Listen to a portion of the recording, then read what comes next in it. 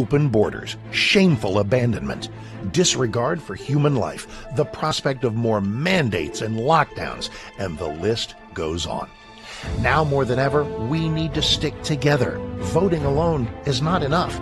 We must use our dollars to support like-minded companies that fight for our rights and beliefs. Patriot Mobile is America's only Christian conservative wireless provider who shares your values. Last year we gave more than... Okay. This is Kentucky's Voice Radio, covering the latest state and local issues with Tom Fallbush, Bob Scott, and Jim Waters. Hello, Kentuckiana. I'm your special host, Dr. Lance Pearson of the Kentucky Liberty Caucus, as well as the Louisville Tea Party. You are on Kentucky's Voice. You're probably listening to us on 970 AM in the Louisville area.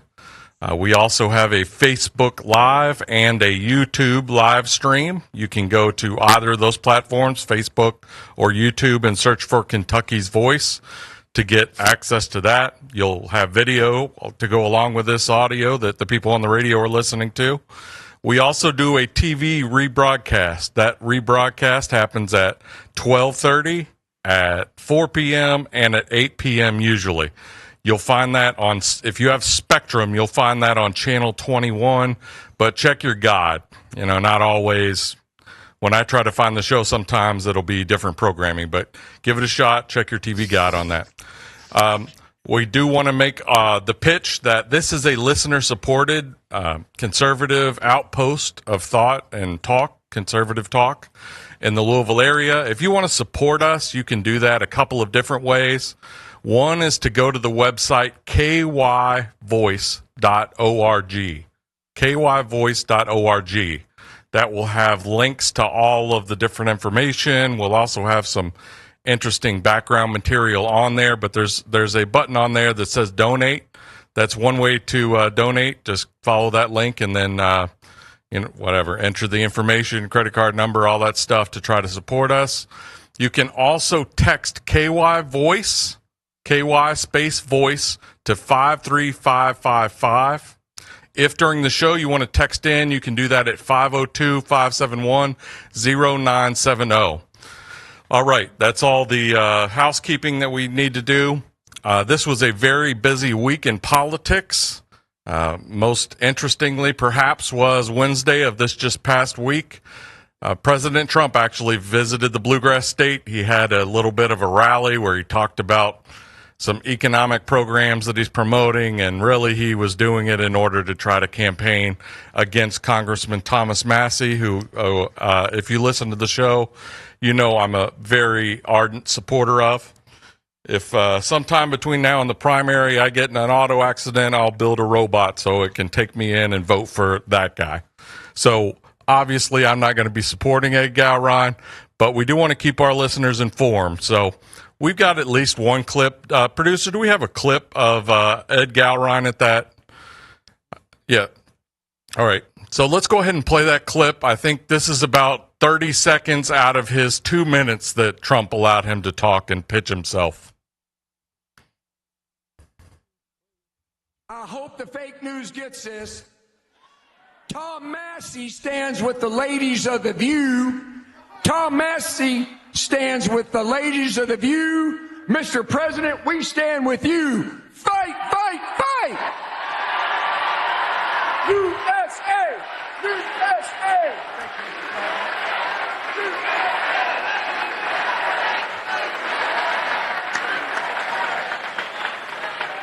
I'm telling you, that is the greatest candidate. You get the idea. That was not us replaying that. That was him stumbling over his applause lines, repeating that silly statement about the ladies of The View. By the way, Thomas Massie has never been on The View. I think President Trump's been on maybe 6 or 8 times on that TV show. So it's just a silly talking point. The man is not a great candidate. That doesn't mean, however, that this isn't going to be a very competitive race. Thomas Massie's campaign immediately followed up that kind of goofy speech by Ed Gowron with this clip, if we've got that from our producer. And then we're going to Washington, D.C. to take back the White House. Fight, fight, fight! Fight! So Massey does have a very good internet presence. So his campaign basically took a play on Gal Ryan's voice cracking at the end of that little pitch to Howard Dean, basically harpooning his own presidential campaign by having his voice crack earlier. After the break, we're going to be joined with some more serious local politicians. So join us after the break.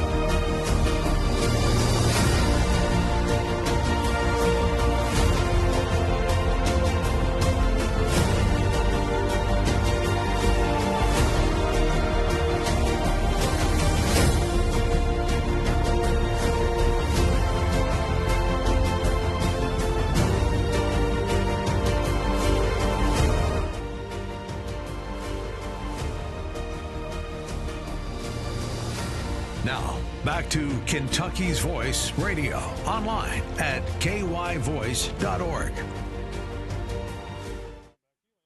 Welcome back to Kentucky's Voice. I'm your special host, Dr. Lance Pearson with the Kentucky Liberty Caucus and the Louisville Tea Party.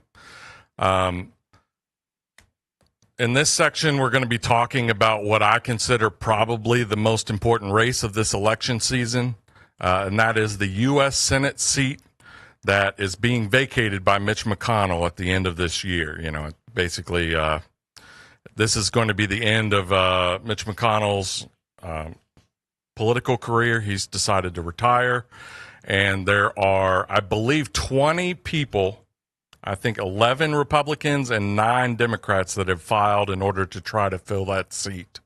So in our interest of due diligence, we have had on several of those candidates. We had an interview with Daniel Cameron.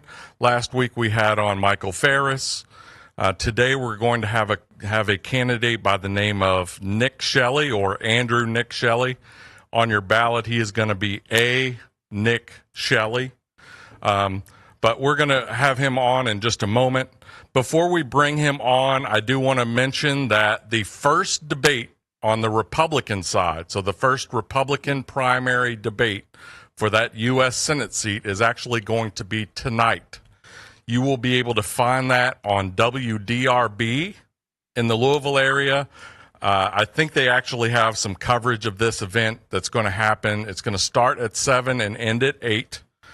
There's going to be coverage in the Lexington area, maybe a couple of other cities. I think they got some other affiliates that are going to cover some of that. But this is the first of those debates. The 3 candidates that were invited by the Jefferson County Republican Party in conjunction with WDRB News were Daniel Cameron, Andy Barr, and Nate Morris, and I believe all 3 will be in attendance at this debate. So this is your first chance to really have, in one sitting, the ability to hear from all the candidates on some important issues.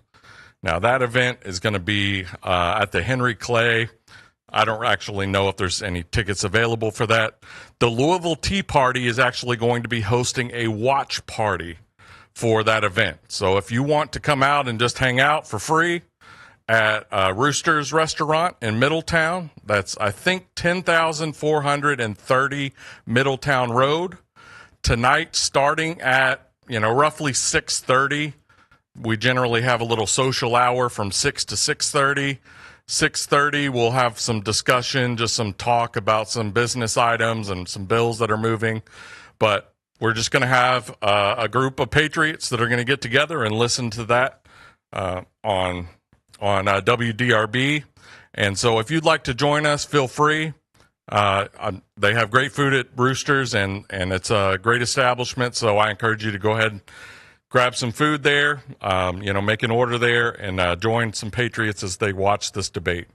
Now, we are going to have on, and our producer, I don't think we have video of Nick, but we're going to be able to hear him over audio, so that probably won't make any difference for our 970 AM listeners. But Nick Shelley is in this race. I consider him probably the fifth or sixth candidate at this point in terms of likelihood to win that race. Who knows, though? You know, somebody has a scandal or he really catches fire. Maybe his chances go up. But we wanted to give a voice since this is what I consider to be the most important race of this election season. So, Nick Shelley, if we have him, we have his audio, would you just like to announce your candidacy, basically, and just tell us a little bit of why you were interested in running for this race? Yes, I'm Nick Shelley, and I appreciate the opportunity to speak. I really got interested in this race a long time ago. I mean, Mitch McConnell's held this position for about as long as I've been alive. And I see that this is a turning point in which direction we go, especially the Republican Party in the future. Do we hold on to the old, go to the new, or does the Republican Party in this state divide and go separate ways? And who knows? Yep. I'm a resident of Kentucky, is born here. I'm actually seventh generation Kentuckian on one side of my family. Grew up in a small family business. I know what the principles are of having a small family business and how hard it is to keep family businesses running, especially third going into fourth generation. We had farm here in this area. We were in this area before this is even a state, but that doesn't make me any more American than the guy that got his citizenship last week, in my opinion. Yeah. And being American is an ideology of wanting to do better for yourself and work for common good of the people, and I stand for that.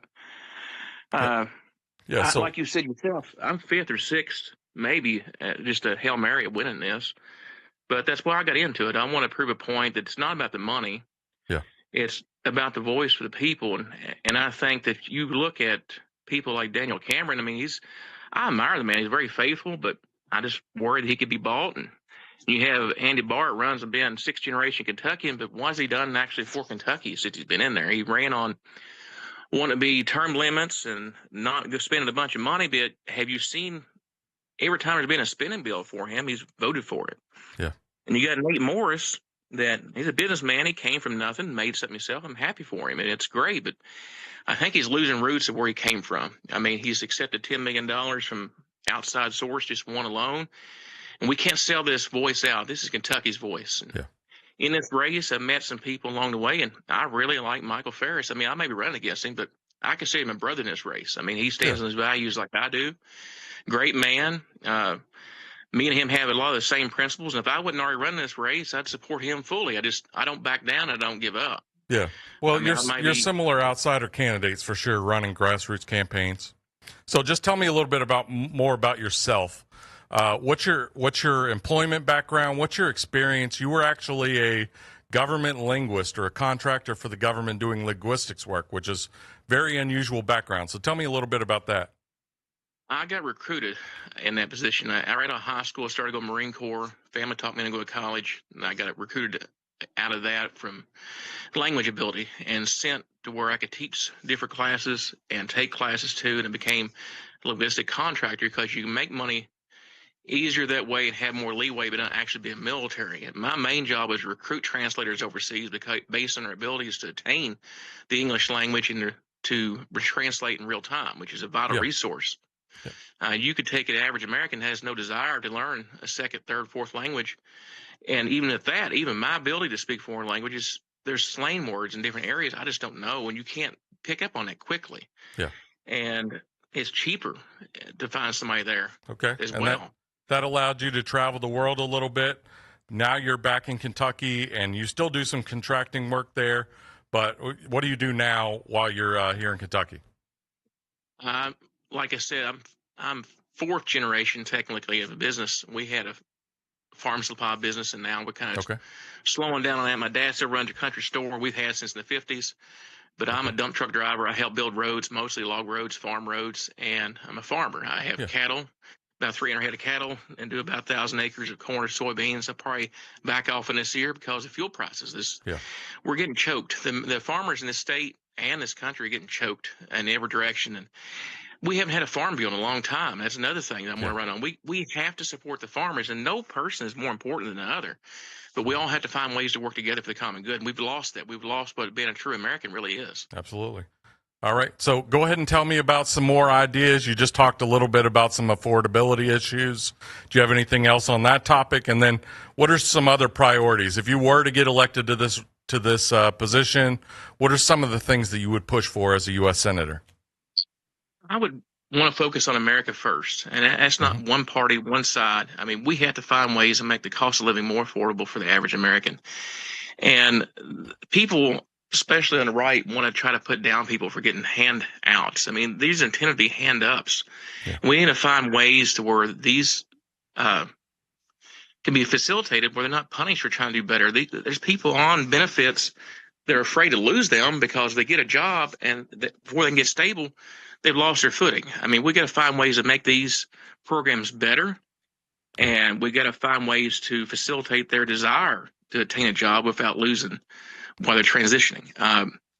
And the farmers themselves, we got to find ways to protect farmland. We're losing it. It's a vital resource when it's lost to housing or data centers or whatever. It's gone. We got to protect those, and we got to protect these farmers. I mean, we're getting lower and lower on the amount of farmers there actually is, and that affects all of us. The price of food will go up along with it, and we can't import everything in this country. And Donald Trump says he's for the farmer, but yet he goes to Argentina and gives them $40 billion and tries to bring their beef in. And people think that the farmers are making the money. We have to find ways to facilitate making more processing plants, and even if it's grant purposes, to make it more competitive. I mean, it's all got down with a few processors. Right. Okay. I think those are all great ideas. We've actually had discussions on a lot of those topics, so I'm right there with you on a lot of those issues. Okay, we don't have a ton of time left in this segment, but why don't you give our listeners, where do they go if they want to find out more about your campaign, or I don't know, maybe even give a little bit to your campaign? But I know you haven't been really soliciting. You haven't been soliciting any assistance. Where do they go to find out more? And go to Ballotpedia. I have a small Facebook page. It's Nick Shelley for the Senate race. I don't accept money. I have invested heavily in Bitcoin in the past. I could finance this if I wanted to, but I want people to search for themselves of what's important to them and vote for the person that's best suited for Kentucky, not an outside resource. Yep. Okay, so if you want to find out more, go to Nicholas Shelley on Facebook. Thank you for joining us. Thank you all. Are you ready to stand for truth? Kentucky is at a crossroads, and we need voices that won't back down. This is your moment to rise. Speak up and be part of a movement that's changing the narrative in the Commonwealth. Kentucky's Voice is calling on bold citizen journalists, fearless editors, and those unafraid to speak truth in the public square. Volunteer, intern, contribute. Scan the QR code or visit kyvoice.org to join the fight. This is more than media. This is your moment. You are Kentucky's voice.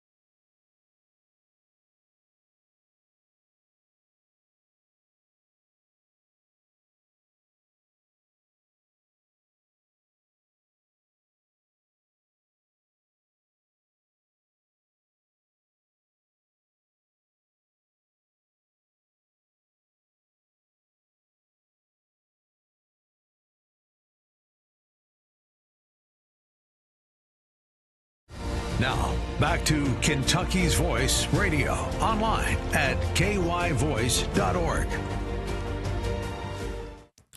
Welcome back to Kentucky's Voice. I'm your special host, Dr. Lance Pearson with the Kentucky Liberty Caucus and the Louisville Tea Party. If you joined us earlier in the show, you just heard from Nick Shelley, or on the ballot he will appear as A. Nick Shelley for Andrew. But Andrew Nick Shelley, who is a candidate for U.S. Senate, tonight's first U.S. Senate Republican primary debate will be on WDRB. I think that's Channel 9, at least on my TV. But that will be at 7 p.m. If you want to come out and listen with a bunch of patriots and just generally conservative people, you can come out to the back room at Roosters in Middletown on Shelbyville Road. That's, I think, 10430 Middletown Road, Shelbyville Road in Middletown. And so just come out and order some food and just enjoy listening to the debate and getting involved in civic education with some other patriots tonight. So that actual TV show will start at 7. We'll probably start those festivities at Roosters at 6:30. Okay, Andrew Shelley, if you want to find out more about him as a candidate, you can go to his Facebook page, Nicholas, just like St. Nicholas, Nicholas Shelley. That's got 2 L's, Shelley. You can find that on Facebook. Join him, and he'll post a little bit about what his platform is. And I want to remind everyone, if you want to find that, you can go on YouTube, and after a few hours, we'll have some of those videos up so that you can go back and listen to this if you missed it. Okay, our next guest, and the guest that I hope she can join us for the rest of the show, is one of my favorite state senators. She's actually my state senator, and that is Lindsay Titchener. Lindsay Titchener represents Senate District 6. She will be on the general election ballot, as she does have 2 Democrat opponents, but no Republicans were ridiculous enough to challenge her, fortunately. So if we can bring her on. Lindsay, how are you? Great to see you. I'm good. Good. Thank you. All Thanks right. for having me on. Yep. You can go on Facebook and find her as well, Senator Lindsay Titchener. That's District 6. You also have a web page, right? We usually pitch these at the end, and then I forget. So let's just go ahead and pitch it right up front. Yeah, TitchenerForKentucky.com. And that's the number 4, right? No, it's F-O-R. It's spelled out. Titchener. I know, it's tricky. Yep. Tichenor, F-O-R, and K-Y, or Kentucky? I think either one will get you there. Okay. .com. All right. So go ahead and go there. Support her election. That could actually be somewhat competitive in the general election. I know you're taking that seriously. Yeah, absolutely. So thanks for joining us. I really wanted to bring you on to just kind of get an update from the legislature. What does it look like? We're about 3/4 of the way through in the session. So just how have things gone? Have they been up to expectations or below expectations? I don't know what your expectations were. So just basically, it's a very open-ended question. Just tell us a little bit about what's gone on. We'll get into some specific bills after this. Go ahead. Yeah, it's budget year. So we have 60 days as opposed to our 30 days. I do enjoy this session, 60 days, because you really can get active and stay active. In that 30-day session, we're in and out, and it's weird and kind of broken up. So this one you can really hone in and focus on stuff. But at the same time, it's does tend to draw on, and we get very exhausted because we're here every day, and some very early mornings, some very late nights. And now the budget process is on the Senate side, and I believe we're close to introducing our budget and moving that out of the Senate and sending it back over to the House. So a lot of digging in. It's a big piece of legislation, and we're working on the road funding, and that's another big piece of legislation. So a lot to follow. And then at the same time, we have issues that we want to address and work on, and we're working on that. Every senator has their own agenda that they're working on, and trying to push legislation through at the same time of making sure we get a good budget, a good working budget for our government out. So it's a busy time for sure. And you never the sessions never end up the way you expect them to. You go in thinking a lot of things are going to happen that you've been working on, and then they don't, and you die on different hills that you didn't intend to die on, and that's just the way the session rolls every year. That's right. That's right. All right. Why don't we talk a little bit about some of your, I know one of your big passions is education bills. You actually got a piece of priority legislation this time. So SB 3, it relates to school financing, but most people don't know what the details there are unless you're watching the summer sessions about all the crazy spending that we hear about. So tell us a little bit about what that bill is trying to address, what problem exists, and then how it tries to deal with those. Yeah, so Senate Bill 3 does a couple of different things, but overall it's about financial transparency. So the first section of the bill deals with the budgeting process, making sure that that's very transparent at school board meetings. The final piece of that, the superintendent has to present that budget publicly in a public meeting.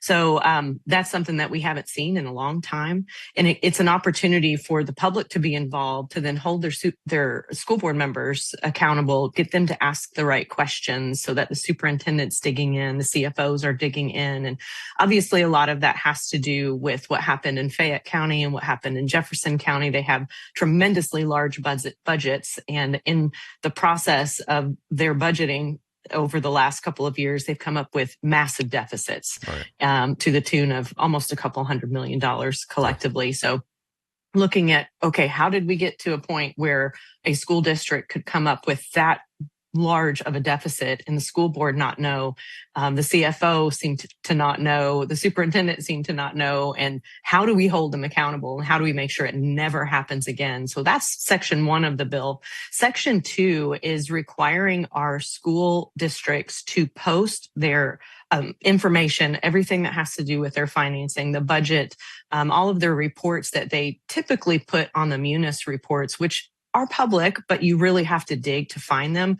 We want them all right on the website so the public can see what's going on and making sure that that money's being spent well. But the most important part of that are the credit card statements in our districts. We have a tremendous amount of waste that we have uncovered over the last couple of months. Actually, this entire year, I had a constituent do an open records request for credit card statements and purchase order receipts, and in that found money just flying everywhere for right, things that never make it to the classroom. Right. And so we are trying to rein that back in and really feel like if we have transparency and those credit card statements right, are available for everybody to see, their spending is going to be very different. So that is the hope and the goal with that. Yep. I think I can't believe this stuff isn't already required, but yes, it right, seems completely common sense. And has that already made it through the whole process? I know it will. It's SB 3, so there's almost no chance it won't. I hope that it will. Yeah. I hope that it will. Not every priority piece of legislation gets passed. So, but we'll be fighting for this one because we need it. Our schools need it. Our kids need it. Our families need to know their tax money is being used properly. It passed out of the Senate on January 27th. Okay. So it's been over in the House and it hasn't had a House committee hearing yet. But these next 10 days are going to be moving very quick. It's always crazy, right? It's absolutely insane. So a lot of these bills will move this week from the Senate over in the House. Okay. So if you want to support that bill, call in to the legislative hotline. I think that's 1-800. You're going to ask me. I don't know. Exactly. I know it ends in 7181. We'll bring it on in a second. 1-800-372-7181. There it is. Call in and ask for all representatives to vote for SB 3. All right.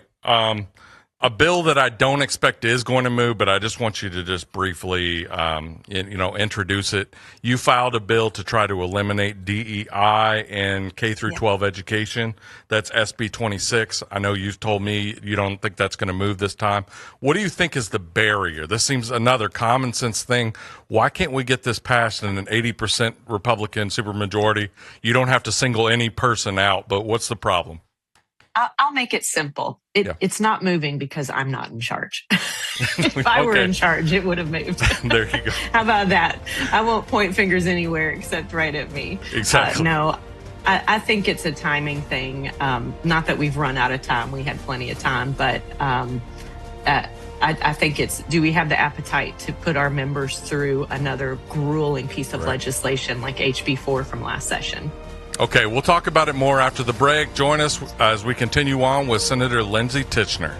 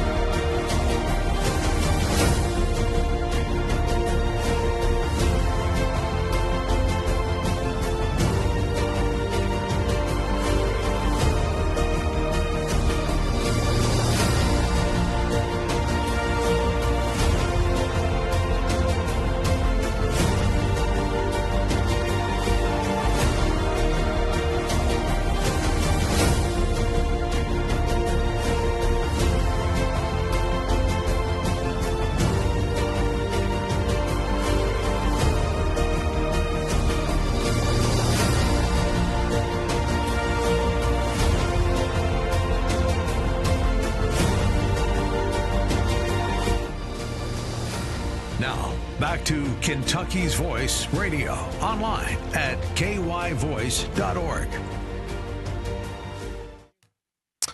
Welcome back to Kentucky's Voice. I'm your special host, Dr. Lance Pearson, with the Kentucky Liberty Caucus as well as the Louisville Tea Party. We are joined currently with State Senator Lindsey Titchener. Again, she is up for re-election. She has no primary opponent, but she does have a general in the fall. We don't know who that's going to be because the Democrats have to sort that out. But if you are interested in giving to her campaign, go to Titchener, Titchenor, 4ky.com, and you can find out her platform and donate if you would like. We were just talking at the very end of our last segment about the Senate Bill 26, basically eliminating DEI from K through 12 education after they somewhat did that for higher education last year with HB4. And that probably isn't going to move this time. And you said that the main reason that you thought was just they didn't want to have all of the, theatrics that comes from the opposition to the bill. That's going to distract from everything that's going on in this busy session. Well, yeah, and HB4 took a couple of years to move, if you'll recall, and it was grueling. It really was for 2 years to put our members through that. The opposition to ending DEI, and I would argue the longer we go on not eliminating it, the opposition grows because it becomes even more normalized as we move along. But we're seeing such a tremendous loss of funding in our education that's focused on these components of DEI that are truly unconstitutional against the Civil Rights Act. And we keep on letting it happen. And our federal government has already pulled away some $50+ million from our education system in a couple of different districts that were singled out for continuing this practice. And I think we'll continue to see that money be pulled out. And who knows, maybe next session, by the time we get here, they'll have lost so much federal dollars, they'll be asking for it to be removed, or they'll have already removed it, although I seriously doubt that. So we'll keep fighting that issue and probably have another interim discussion on it as we move into the 27 session. Yeah. Well, we can only hope. And just, I know you're of this mindset as well as I am, but to me, the way that you confront a heckler's veto is you actually push harder. If you allow someone to basically just shout you down, and that's going to keep you from moving forward your priorities, then the only response that you're going to get from the other side is even more of that in the future. So you just basically got to, face down that type of intimidation and move forward with your agenda.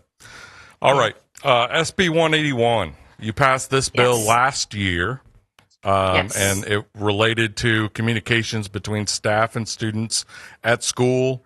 That got universal support, like literally unanimous support in both the Senate and the House, and even Governor Beshear signed it. Then the teachers union basically had a lot of complaints, and with most legislation, there might have been some tweaks that needed to happen. And so talk about some of the changes this year, also named SB 181, that kind of cleans up some of the things. What were the issues that came up that your new bill basically addresses? Yes, a lot of very specific things. So I'll just do kind of a broad, the broad changes. And this moved out of the Senate in late January as well, and has been over in the House, sitting in their committee on committees. But they passed out a different version. And I will say I do not agree with the version that they sent my way, and I can explain that. So we looked at making sure the definition of family members was as clear as could be, follows the FERPA guidelines that our schools already have to follow, especially in regards to step parents, cousins, brothers and sisters, siblings, and sister-in-laws, things like that. So cleared up the definition of volunteer, making sure that it doesn't necessarily fall for a person who pops in to volunteer during a lunch, and then they're forever locked in under this law. So we cleared that up and made sure it was specific towards people who are volunteering on a very consistent basis, who have very consistent access to students. But overall, this was widely supported. Anyone who ever talks about the intent of this legislation, they absolutely agree with it. Yeah. And we saw such an uproar with the specifics of implementation in June. And I think it was more preparation for the bill becoming law, and they weren't quite ready, and it fell right around the sports program starting. Right. So there was a lot of that communication that coaches needed to be having, and they just were kind of not sure how to do that properly. So once school got started, it all pretty much died down. We worked on it through the interim, met with all the K education agencies, and worked through a lot of the things that needed to be changed. It did pretty much die down. And I think a lot of the issues were worked out. And even more so, to my point, that the issues were worked out. When I passed my bill out, it had an emergency clause on it. And the agencies kind of said, we don't really need an emergency clause anymore. We've kind of got a system going. So whatever you pass, we'll just get it implemented in July, and it'll be fine. So the emergency really died down as people got their system and their policies in place. So that was encouraging. Okay. All right. So it sounds like that hasn't yet passed, but that seems very likely to pass, right? Some version. I hope House. My version passes. Yeah. Yeah, exactly. The House version, what I don't love, it provides the exemption to extend to people who work or volunteer in the school district, and also volunteer or work in a nonprofit or a church setting. And unfortunately, we've seen two recent cases of a coach, also an elder, who just got fired from their position because they were grooming students and then sexually assaulting them. And the same thing happened just last week. A news article popped up, and it was somebody teaching in the schools and then also coaching with a nonprofit. So I think we need to make sure that we're protecting kids all across the board. And I don't think, I think that standard, honestly, for people who are in such direct communication with students, that standard needs to be set. Okay. Pretty high. All right. So that we keep them safe. So you'll wind up probably negotiating with the House and figuring out some sort of compromise bill or whichever. Another education bill that you filed is SB 318. My understanding is it caps digital instruction to 45 minutes a day for elementary schools. So tell me what problem this is addressing, and what's the likelihood of that passing? Yeah, this one's not going to move this session. This was to get the conversation started. Yeah. This is one of those future bills I really want to work on. We're looking at, since COVID and since the move to one-on-one devices, we have not seen improvement in our education. And when you look at K through 5, those foundational learning skills should not be taught on a device. You can use some limited amount of time to be able to help those skills develop, but really students need explicit instruction. And if they aren't receiving that, we're depending too much on ed tech to teach our kids. We're really just not utilizing our teachers. And most of our teachers came in because they wanted to educate students. We're taking that time away from them, and we're not letting a child's brain fully expand and develop in the education process that history has proven to work so well. So there's a book I'm reading right now, Digital Delusion, that really goes into ed tech history and how it's shaped education and what it's doing to our younger generations. And I think it's a serious conversation we need to have. And I look forward to hopefully discussing this in the interim and maybe moving forward with some changes next session. Okay. All right, let's break off of education topics, which I know you're passionate about, into some other areas that you filed bills. I know you have one that is related to tightening up some of the voter ID requirements. I think that's SB 154. Tell me what that does and like the crazy status of our current election laws. We still have some loopholes that are out there. Yeah, we've got a couple of loopholes, and that bill passed sometime in early February, I believe, out of the Senate. So it's been over in the House. And, as the sausage is being made, who knows where it's going to end up, or if it's going to pass by itself or end up somewhere else. We'll see. But we have a couple of loopholes. If you do not, we're a loose photo ID voter state, right? So we have a requirement for photo ID that's set by the State Board of Elections. But then if you don't bring your photo ID, you can use a Social Security card, you can use an EBT or a SNAP card. And those obviously are easy to make outside of fraudulently make or reproduce, but they don't have photos on it. They don't have a way to really verify who that voter is. So I'm stripping those out so that we are just primarily a photo ID state. Another change that we didn't get to make on this side of the chambers, and hopefully will get made on the other side, there's basically a familiarity exemption. So if the person working in the election says, "Oh yeah, I know him," then they don't need to show any ID. Right. So we're going to try to get that struck out as well, and just really be a strict photo ID state. And of course, this is a very popular photo ID is very popular across the United States among all demographics, all parties, and it's just something simple. And I don't see why we wouldn't want to have the strongest photo ID laws that we can. So that's the goal of 154. Absolutely. And this actually is piggybacks on a theme that I have, and that's, if you're going to fix something, go ahead and do it all at once. And it just feels like we've had these sorts of bills that have come out. I don't know. Even when Adrienne Southworth was in the Senate, she would file these bills every year. They get hearings, and it was like changing one little part. I'm just like, get rid of everything that is a non-photo ID and get rid of every other type of loophole.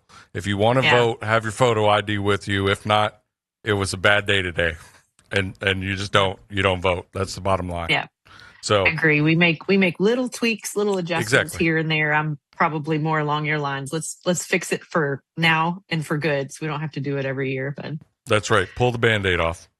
Okay. After the break, we've got about 40 seconds left. After the break, we'll talk a little bit about data centers. You have a bill on that, but we'll also talk about some legislation that's come through the Senate that you had some interesting critiques of. And so join us after the break as we talk about some other legislation in our last segment with Senator Lindsey Titchener.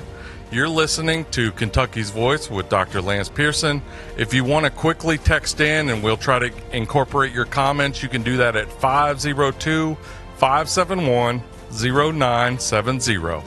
We are Kentucky's Voice, kyvoice.org.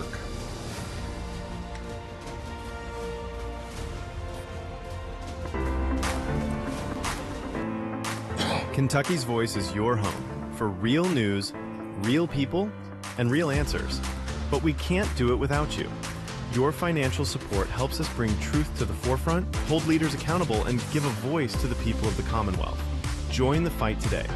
Give online at kyvoice.org or text KYVoice to 53555. Every gift makes a difference.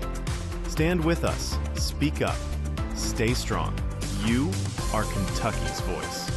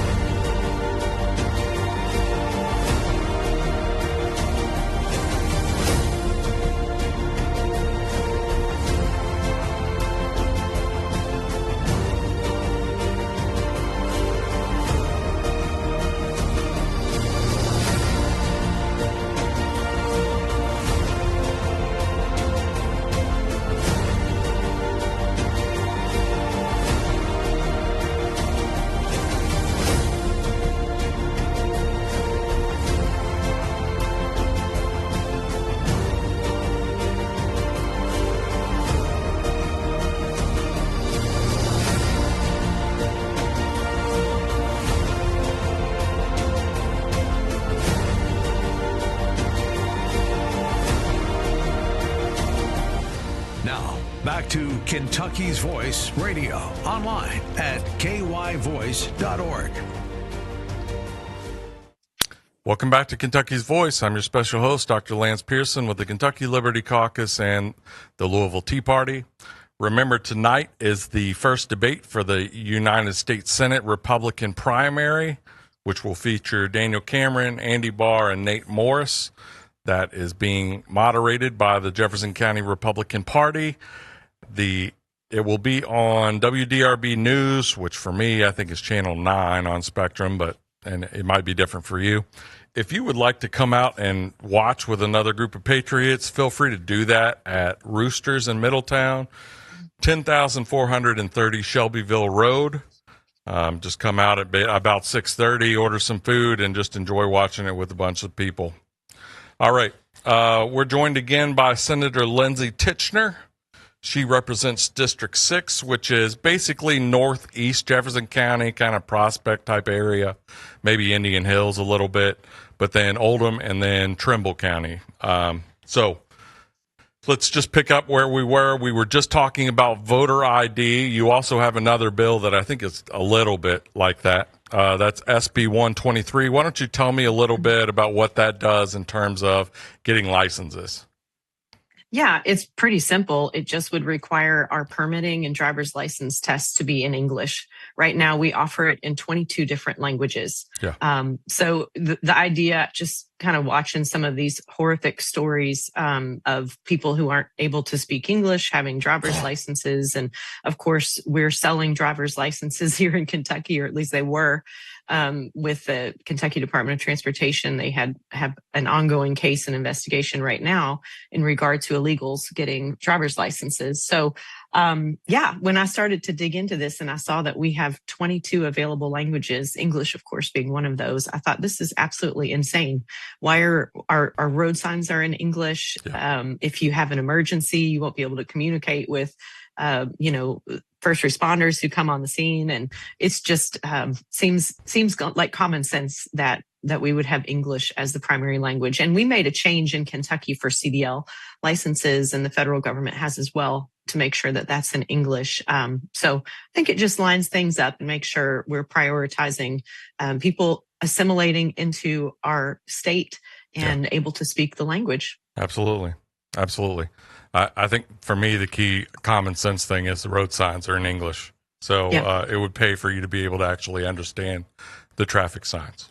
Absolutely. And two, one of the things this ties into English, I sat on a commission on race and access to opportunity this interim. It was my first interim session sitting on that. And they brought in Warren County schools to talk about their large number of incomers who do not speak English, who are here under refugee status or whatever. And they have so many languages represented. Jefferson County is the same way. It's over 100 different languages in their schools. So this is going to prioritize students learning English in that K through 12 setting and making sure that they're absolutely able to speak the language, and that will help our tests as well. Because when we look at measuring our scores in Jefferson County Public Schools, for instance, who has a large English learning population, they often say our tests are bad because we have so many non-English speakers, and they're required after 2 years to take the test. So let's absolutely, after 2 years, make sure that they are fluent in the English language. We're going to see our test scores go up. And JCPS, and remove that excuse for them when they say our test scores are bad. We're going to see our test scores hopefully go up, and then we're going to have safe roadways too. Yep, absolutely. Okay, next topic. You're passionate about data centers and we don't have to go through all the dramatics in Oldham County. You live in Oldham, and so do I. But data centers is kind of a hot topic in various areas. I know Mason County, Mercer County. I think there's going to probably be some proposals in Southeast Kentucky.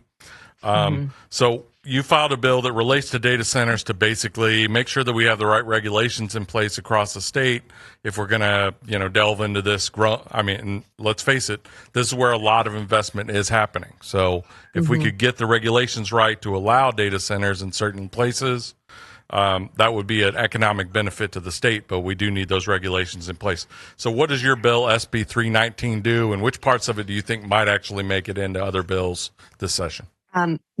So it's pretty tailored to just a few things. If I were to really file what I wanted, I would have done a moratorium so that we could get all of these regulations in place in our counties. What we saw in Oldham County was that our planning and zoning just plainly wasn't ready. No one was. No one is still. And they're trying to grapple with what definitions they should use and create their setbacks and all of that stuff. So if the state could help in some way to put a standard across the board, that would be awesome. So that was what I was tailoring this bill to make sure we have a definition for hyperscale data centers so that they can be put in the correct place and they're not just being designated as, a light industrial, which they clearly aren't because they're so massive and they do require so much power. I'm looking at some environmental issues. Originally in the bill, I had that there would be no non-disclosure agreements signed with government agencies, which I'm a firm believer. I don't think that we should do that. I think our government agencies should absolutely be open to the public. I knew, of course, that would not move. So I just went ahead and took it out of my draft before I filed it.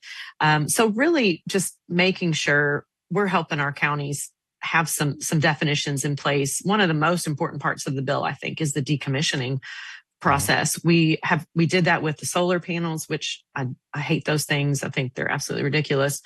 We put in some decommissioning guidelines so that hopefully our land could be returned back to its previous use where these solar panels were put up. And the same, I would hope, as we look at your guest that was on earlier talking about our farmers and our agricultural land, we are needing large amounts of land for these hyperscale data centers. You're looking at hundreds to thousands of acres that are being talked about, negotiated across the state right now. What's going to happen when technology advances, which it absolutely does. History has proven that it has. I mean, we all know we have the computer we have on our phone used to take up an office building, right? And now it sits in the palm of our hand. What happens when that huge hyperscale data center now shrinks down and we don't need the space that that we need currently, what do we do with those giant buildings, with those huge diesel tanks that they have to have on site in case the power goes out? So really looking at how do we decommission this process in, say 10, 15, 20 years when those buildings aren't needed anymore. Right. And in the case of hyperscale data centers, we're not going to be able to return that to farmland, but how do we return it to something that isn't just gigantic warehouse spaces that can be filled with nothing? Like that, there's nothing else that's going to be able to be used, and they'll just be blights on the community for 50 years or 100 years. Yeah, exactly. All right. All right. Let's talk about two pieces of what I consider hot legislation right now. One of these, and we actually didn't mention this earlier, but Steve Doan offered an amendment to a bill.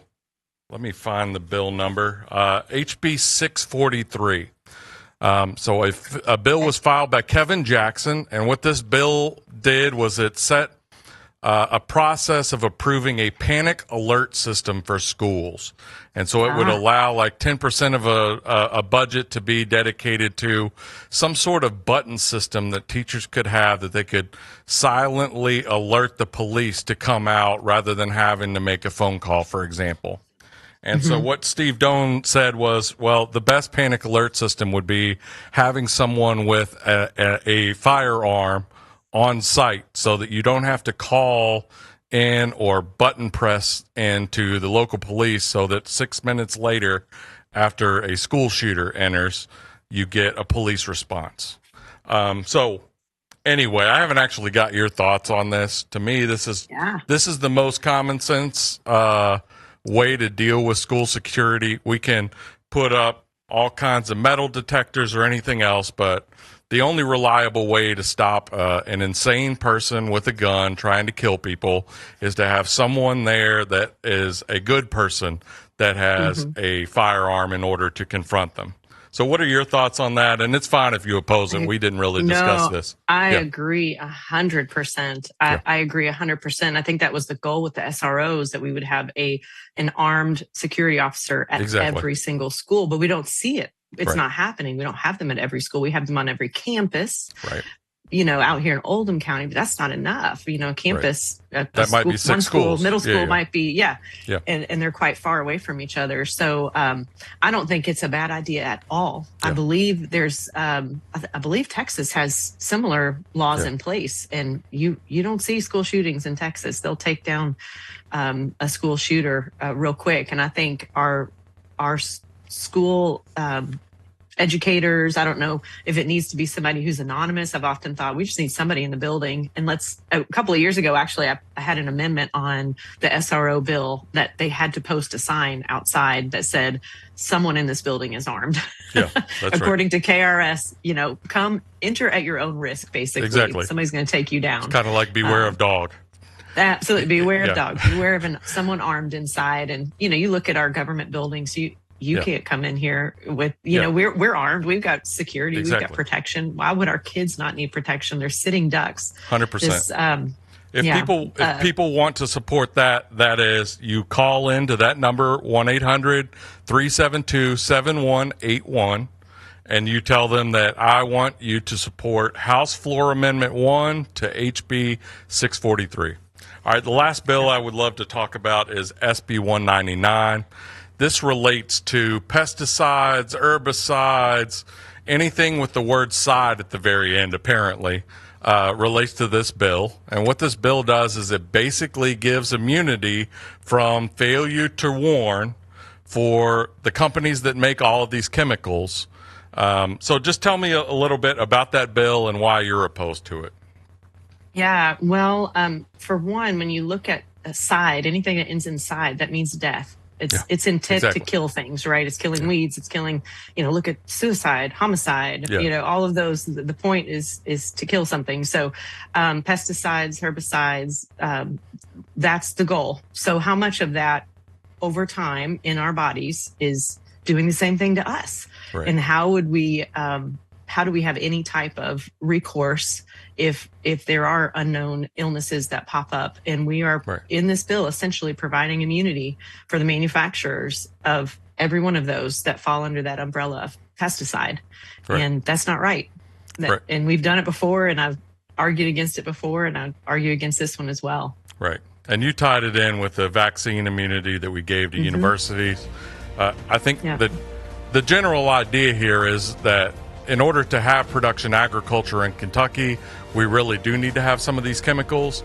But if any of these companies are falsifying records or committing fraud and hiding the danger from people, they need to be held legally responsible. And we don't need to be giving them immunity if they have engaged in that. Okay, thank you to Lindsay Titchener. Remember, Titchener4ky.com. And you've been listening to Kentucky's Voice.